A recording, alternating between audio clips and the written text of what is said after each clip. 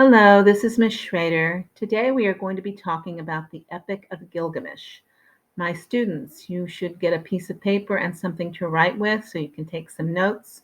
When you're done, you're giving me 5 complete sentences about what you found interesting, educational, and important about the Epic of Gilgamesh.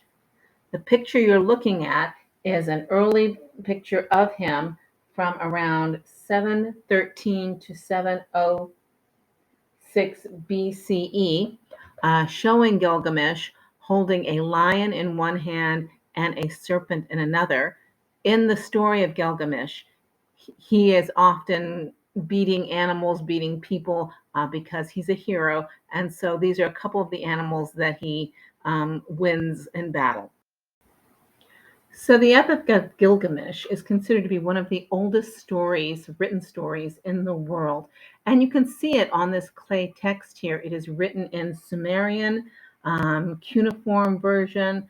The oldest versions are considered to have been written between 1600 and 1155 BCE. And the stories were originally oral stories, stories that were told to begin with. They are about this guy, Gilgamesh, who most historians believe probably was a real king of Uruk, living from between 2000 to 2350 BCE, approximately.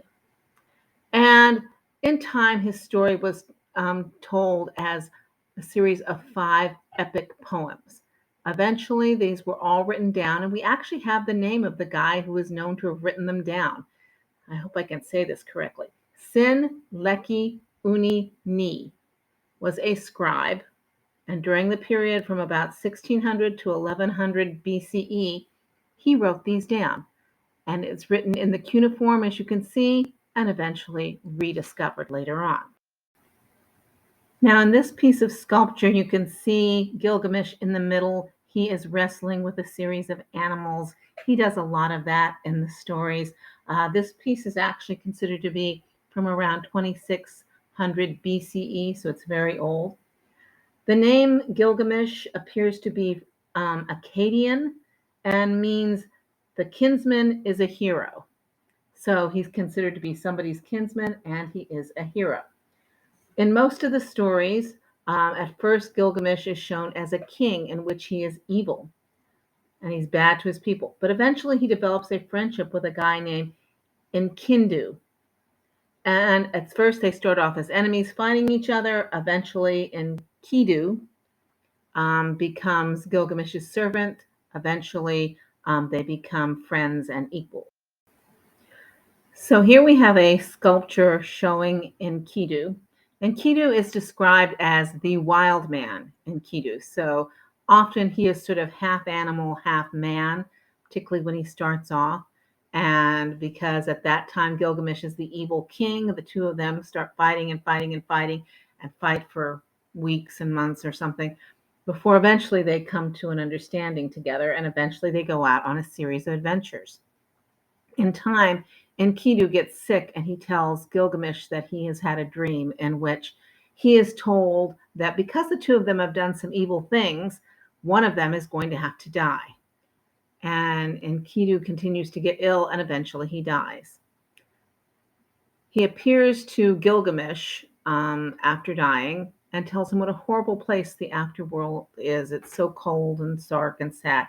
And Gilgamesh develops an absolute fear of dying. And so he decides to find some way to prevent himself from dying.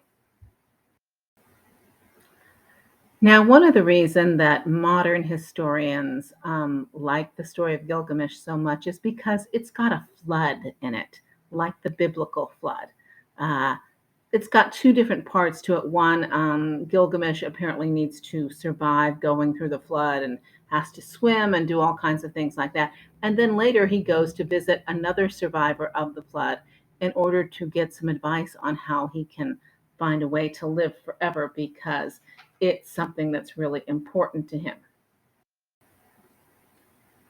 Now, what we have here is a much more modern picture. This is depicting Gilgamesh grieving after the death of Enkidu. Enkidu, obviously, remember, he's the wild man, so he's part animal, so he's the one below on the right, and Gilgamesh is the king, and he is holding his friend in his arms and grieving. The friendship that develops between the two of them, from enemies to master and servant to equals and best friends, is another one of the main parts of the story. Now, in most epic poems, the hero goes through a series of adventures and trials until he learns something important. And he's trying to get to something, trying to find something.